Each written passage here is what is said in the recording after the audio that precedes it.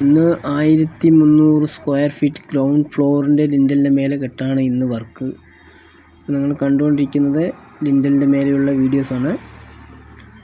ഇപ്പോൾ ഇതിൽ കിച്ചൺ, ഒരു വർക്ക് ഏരിയ, ഹാൾ, പിന്നെ ഡൈനിങ് ഹാൾ, സ്റ്റെയർ റൂമോട് കൂടിയ തന്നെയാണ് ഡൈനിങ് ഹാളും കൊടുത്തിരിക്കുന്നത്.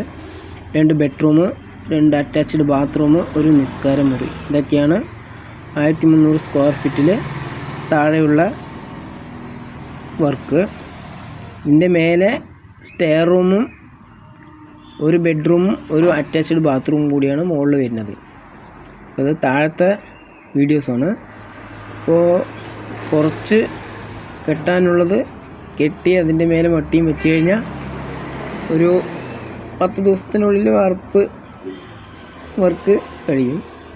പിന്നെ ഒരു 15 ദിവസം കഴിഞ്ഞതിന് ശേഷമായിരിക്കും അതിൻ്റെ മേലെയുള്ള വർക്ക്.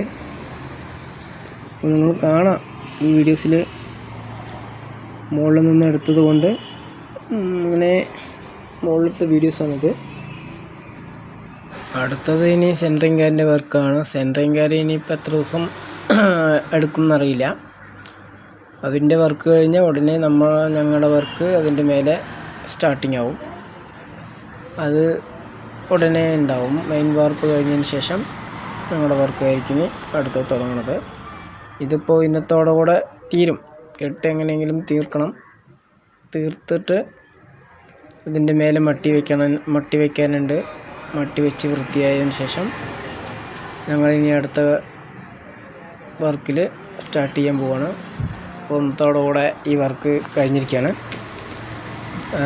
ഇനി അടുത്ത വർക്ക് ഞങ്ങളുടെ പുതിയത് വന്നിട്ട് കൊടുവായൂർ ഭാഗത്താണ്.